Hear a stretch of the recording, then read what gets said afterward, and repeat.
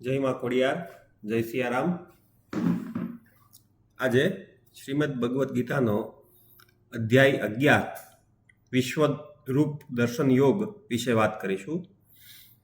અર્જુન બોલ્યા કે હે ભગવાન, મારા પર કૃપા કરવા આપે અધ્યાત્મ તત્વનો અતિ ગુહ્ય તથા ભ્રમનાશક જે ઉપદેશ આપ્યો તેનાથી મારા સર્વ મોહનો લોપ થયો છે. હે કમળ નયન, આપની પાસેથી મેં ભૂતોની ઉત્પત્તિ અને પ્રલય વિસ્તારથી સાંભળ્યા છે તથા આપનો અવિનાશી પ્રભાવ પણ સાંભળ્યો છે. હે પરમેશ્વર, આપના સ્વરૂપનું જેવું આપે વર્ણન કર્યું છે તે યથાર્થ જ છે, પરંતુ હે પુરુષોત્તમ, હું આપનું ઈશ્વરીય સ્વરૂપ જોવા ઈચ્છું છું. હે પ્રભુ, તે સ્વરૂપ મારાથી જોઈ શકાય તેમ હોય એમ આપ માનતા હો તો હે યોગેશ્વર, તે અવિનાશી સ્વરૂપના મને દર્શન કરાવો. શ્રી ભગવાન બોલ્યા કે હે પાર્થ, અનેક પ્રકારના, અનેક વર્ણ અને અનેક આકારના મારા સેંકડો અને હજારો નાના પ્રકારના દિવ્ય રૂપોને નિહાળ. હે ભારત, આદિત્યોને, વસુઓને, રુદ્રોને, અશ્વિનકુમારોને તથા મરુતોને તું નિહાળ. વળી પૂર્વે ન જોયેલા એવા ઘણા આશ્ચર્યોને તું જો. હે ગુડાકેશ, અહીં મારા દેહમાં એક જ સ્થળે રહેલા સ્થાવર જંગમ ફરીવાર હે ગુડાકેશ, અહીં મારા દેહમાં એક જ સ્થળે રહેલા સ્થાવર જંગમ સહિત સમગ્ર જગતને આજે તું જો, અને બીજું જે કંઈ જોવા ઈચ્છતો હો તે પણ જો. પરંતુ તારા આ ચર્મ ચક્ષુ વડે તું મને નિહાળી શકીશ નહીં. તે માટે હું તને દિવ્ય દ્રષ્ટિ આપું છું. મારા અલૌકિક સામર્થ્યને તું જો. સંજય બોલ્યા, સંજય ધૃતરાષ્ટ્રને કહ્યું, એ ત્યાં લાઈવ ટેલિકાસ્ટ થતા હતા ને, કે સંજય બોલ્યા કે હે રાજન, મહાયોગેશ્વર નારાયણે એ પ્રમાણે અર્જુનને કહ્યું. પછી તેને પોતાનું દિવ્ય પરમ ઐશ્વર્ય રૂપ વિરાટ સ્વરૂપ બતાવ્યું. અનેક મુખ તથા આંખોવાળું, અનેક અદ્ભુત દર્શનવાળું, અનેક દિવ્ય આભૂષણવાળું અને અનેક ઉગામેલા દિવ્ય આયુધોવાળું એ સ્વરૂપ હતું. દિવ્ય માળા અને વસ્ત્રો ધારણ કરેલું, દિવ્ય સુગંધી દ્રવ્યોથી લેપન કરેલું, સર્વ આશ્ચર્યમય પ્રકાશરૂપ, અનંત અને સર્વ બાજુ સુખવાળું તે સ્વરૂપ અર્જુને જોયું. આકાશમાં એકસાથે હજારો સૂર્યોનું તેજ પ્રકાશી ઉઠે તો પણ તે વિશ્વ સ્વરૂપ પરમાત્માના તેજની તોલે કદાચ જ આવે. તે સમયે અર્જુને દેવાધિદેવ શ્રી કૃષ્ણના દિવ્ય સ્વરૂપમાં અનેક વિભાગોમાં વિભક્ત થયેલું સર્વ જગત સ્થિત થયેલું જોયું. ત્યાર પછી આશ્ચર્યચકિત અને રોમાંચિત થયેલા ધનંજય ભગવાન શ્રી હરિને પ્રણામ કરી બે હાથ જોડીને કહેવા લાગ્યો. અર્જુન બોલ્યા કે હે ભગવાન, આપના દેહમાં હું સર્વ દેવોને, ભિન્ન ભિન્ન ભૂતોના સમુદાયને, કમળ પર બિરાજમાન સર્વના નિયંતા બ્રહ્માજીને અને સર્વ ઋષિઓને તેમજ દિવ્ય સર્પોને જોઈ રહ્યો છું. હે વિશ્વેશ્વર, હે વિશ્વરૂપ, આપના અગણિત બાહુ, ઉદરો, મુખો અને નેત્રો દેખાઈ રહ્યા છે. એથી સર્વ બાજુ હું આપને અનંત રૂપવાળા જોઉં છું. વળી આપનો આદિ, મધ્ય કે અંત ક્યાંય દેખાતો નથી. હે પરમેશ્વર, મુકુટયુક્ત, હસ્તમાં ગદા અને ચક્ર ધારણ કરેલા, તેજના સમૂહ રૂપ સર્વ બાજુથી પ્રકાશિત, મુશ્કેલીથી નિહાળી શકાય તેવા, પ્રજ્વલિત અગ્નિ તથા સૂર્યની ક્રાંતિ સમાન, નિશ્ચિત કરવાને અશક્ય એવા આપને હું સર્વ તરફથી નિહાળી રહ્યો છું. હે પરમેશ્વર, આપ જાણવા યોગ્ય પરમ અક્ષર છો. આપ આ વિશ્વના પરમ આશ્રય છો. આપ અવિનાશી છો. આપ સનાતન ધર્મના રક્ષક છો. આપ પુરાણ પુરુષ છો એમ હું માનું છું.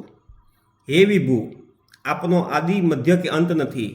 આપ અનંત શક્તિવાળા, અનંત બાહુવાળા, ચંદ્ર સૂર્યરૂપી નેત્રોવાળા, મુખમાં પ્રજ્વલિત અગ્નિવાળા, પોતાના પરમ તેજથી વિશ્વને તપાવનારા આપને હું જોઈ રહ્યો છું. હે મહાત્મન, આપ એકલા જ આકાશ અને પૃથ્વીનું સઘળું અંતર વ્યાપ્ત કર્યું છે તથા સર્વ દિશાઓ આપનાથી જ વ્યાપ્ત દેખાય છે. આપના અદ્ભુત અને અતિ ઉગ્ર રૂપને જોઈને ત્રણે લોક અત્યંત ભયભીત બની ગયા છે. આ દેવોનો સમૂહ આપના જ પ્રવેશે છે. માફ કરશો, આ દેવોનો સમૂહ આપનામાં જ પ્રવેશે છે. કેટલાક ભયભીત થઈને બે હાથ જોડી આપની સ્તુતિ કરે છે. મહર્ષિ અને સિદ્ધોનો સમૂહ કલ્યાણ થાઓ એમ બોલીને પરિપૂર્ણ અર્થ બોધ કરનારા સ્તુતિ વચનો વડે આપની સ્તુતિ કરે છે. હે વિભુ, રુદ્ર, આદિત્યો, વસુઓ, સાધ્યદેવો, વિશ્વદેવો, અશ્વિન કુમારો, મરુતો, પિતૃઓ, ગંધર્વ, યક્ષ, અસુર, સિદ્ધોનો સમૂહ વગેરે સર્વ વિસ્મય થયેલા આપને જોઈ રહ્યા છે. હે મહાબાહો, બહુમુખ તથા નેત્રોવાળા, ઘણા હાથ પગવાળા, ઘણા ઉદરવાળા, ઘણી વિકરાળ દાઢોવાળા આપના આ વિશાળ રૂપને જોઈને લોકો ભયભીત થઈ રહ્યા છે અને ભય પામી રહ્યા છે. તેમજ હું પણ વ્યથિત થઈ રહ્યો છું. હે વિષ્ણુ, આકાશને સ્પર્શ કરતા પ્રજ્વલિત અનેક વર્ણવાળા, ઉગાડા મુખવાળા, વિશાળ તેજસ્વી આંખોવાળા આપને નિહાળીને નિશ્ચયથી મારો અંતરાત્મા વ્યાકુળ થઈ રહ્યો છે. આથી મારું મન ધીરજ ન ધરવાથી હું શાંતિને પામી શકતો નથી. હે દેવેશ, આપની વિકરાળ દાઢોવાળા પ્રલયકાળના અગ્નિ સમાન આપના મુખો જોઈને હું દિશાઓને પણ સમજી શકતો નથી તથા મને સુખ મળતું નથી. હે જગનિવાસ, આપ મારા પર પ્રસન્ન થાઓ. હે વિભો, રાજાઓના સમૂહ સહિત ધૃતરાષ્ટ્રના સર્વ પુત્રો આપનામાં પ્રવેશ કરી રહ્યા છે. ભીષ્મ, દ્રોણાચાર્ય, સૂતપુત્ર કર્ણ અને અમારા સંબંધરૂપ અનેક પ્રમુખ યોદ્ધાઓ વિકરાળ દાઢોવાળા આપના ભયાનક મુખોમાં વેગપૂર્વક પ્રવેશી રહ્યા છે. કેટલાય યોદ્ધાઓ ચૂર્ણ થયેલા મસ્તકો સહિત આપના દાંતોની વચ્ચે વળગેલા છે. જેમ નદીઓના ઘણા જળ પ્રવાહો સાગર તરફ વહેતા વહેતા સાગરમાં સમાઈ જાય છે, તેમ આ લોકો અથવા આ લોકનાયકો આપના પ્રકાશમાન મુખોમાં પ્રવેશ કરે છે. જેમ પ્રજ્વલિત અગ્નિમાં નાશ પામવા માટે પતંગિયા વેગપૂર્વક પ્રવેશ કરી જાય છે, તેમ આ સર્વ લોકો પણ અત્યંત વેગવાળા થઈને નાશ પામવા માટે જ આપના પ્રજ્વલિત મુખમાં પ્રવેશ કરતા જાય છે. હે વિષ્ણુ, આપના પ્રજ્વલિત મુખો વડે સમગ્ર લોકોને ગળી જવાના હો તેમ આપ ચારે બાજુથી ચાટી રહ્યા છો. આપનું અતિ ઉગ્ર તેજ સંપૂર્ણ જગતને સંતાપી રહ્યું છે. હે દેવશ્રેષ્ઠ, આવા અતિ ઉગ્ર સ્વરૂપવાળા આપ કોણ છો? આપ પ્રસન્ન થાઓ. હું આપને નમસ્કાર કરું છું.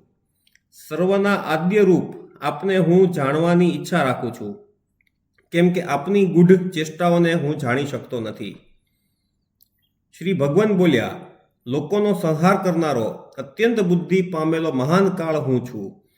હાલ આ લોકોનો નાશ કરવા માટે હું પ્રવૃત્ત થયો છું. પ્રતિપક્ષીઓની સેનામાં જે યોદ્ધાઓ ઊભા છે તે તારા વગર પણ જીવંત રહેવાના નથી. હે સર્વ સાચી, માટે તું યુદ્ધ કરવા ઊભો થઈ જા.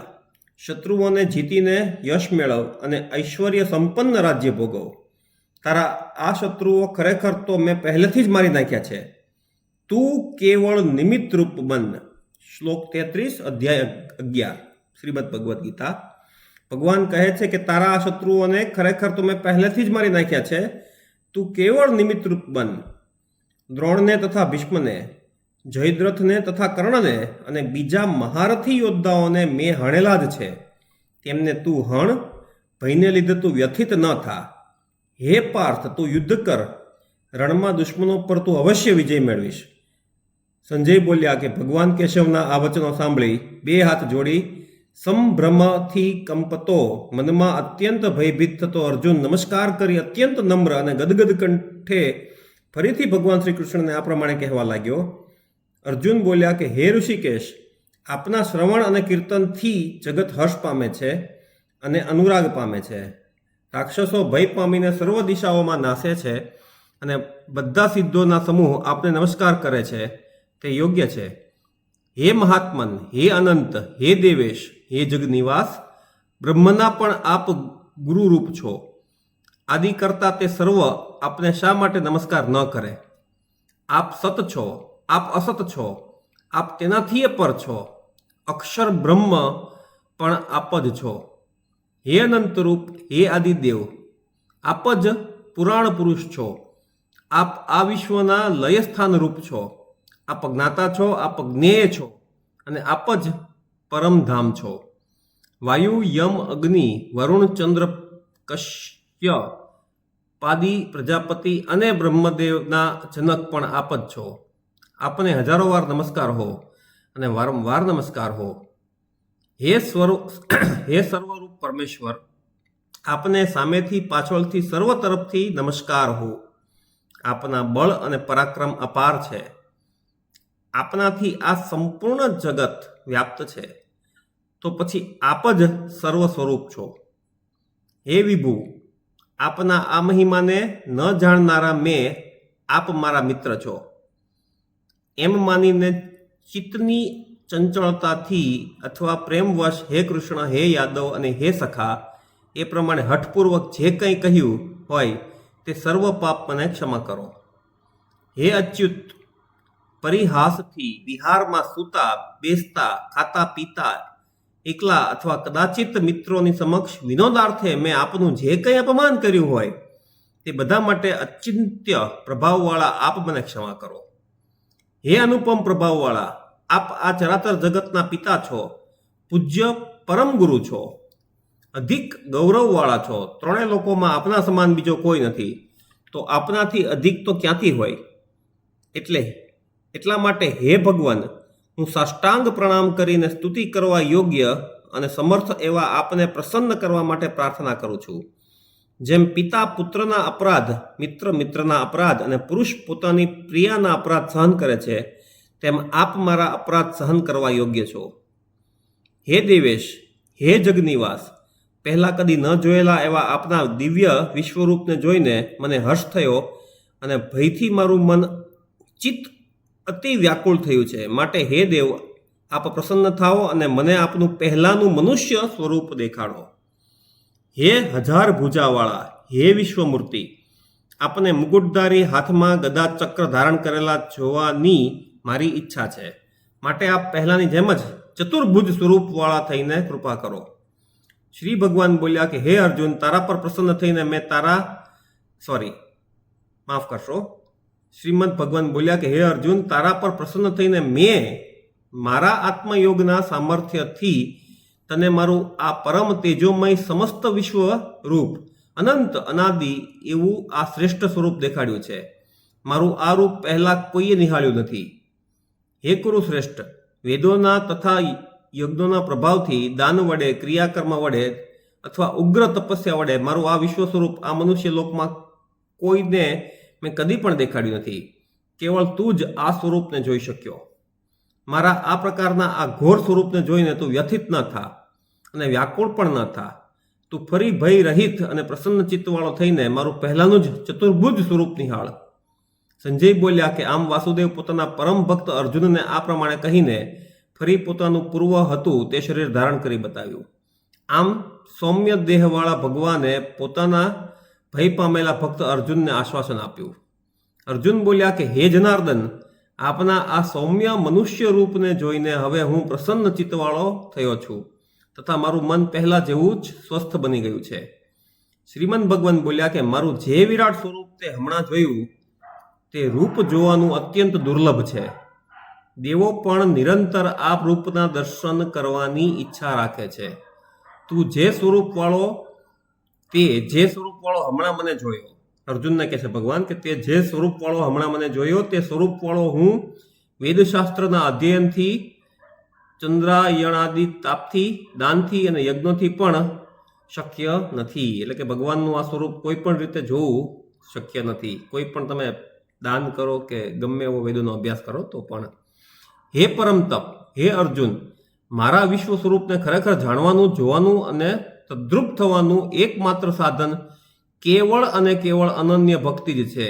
અધ્યાય 11 વિશ્વ સ્વરૂપ દર્શન યોગ, શ્લોક 54 ફરીવાર સાંભળશો ભક્તગણ કે હે પરમ તપ, હે અર્જુન, મારા વિશ્વ સ્વરૂપને ખરેખર જાણવાનું, જોવાનું અને તદ્રુપ થવાનું એકમાત્ર સાધન કેવળ અનન્ય ભક્તિ જ છે. હે પાંડવ, મને જે પ્રાપ્ત કરવાના ઉદ્દેશથી કર્મ કરનાર, મને જ સર્વસ્વ માનનાર, ઉપાધિ રહિત અને સર્વભૂતોમાં જે વેર રહિત છે તે જ મારો ભક્ત છે અને તે જ મને માને છે. તો હે ભક્તગણ, આશા છે કે તમને આ અધ્યાય 11 વિશ્વ સ્વરૂપ દર્શન યોગ સાંભળવાની મજા આવી હશે, એક દિવ્ય આનંદ મળ્યો હશે. ભગવાનની ઈચ્છા હતી તો ઘણા લાંબા સમય બાદ એક વિડીયો બનાવી શક્યો છું. એના માટે ભગવાન શ્રી કૃષ્ણનો અને ભગવાન શ્રી રામચંદ્રજીનો અને મારી માતા ખોડિયારનો હું ખૂબ ખૂબ આભાર માનું છું. જય શ્રી કૃષ્ણ, જય સિયારામ, શુભરાત્રી.